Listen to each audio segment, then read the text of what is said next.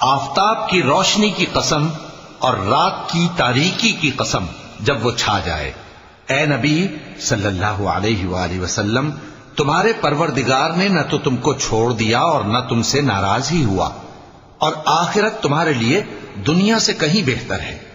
और तुम्हारा परवरदिगार तुम्हें अनकरीब इतना कुछ अता फरमाएगा कि तुम खुश हो जाओगे।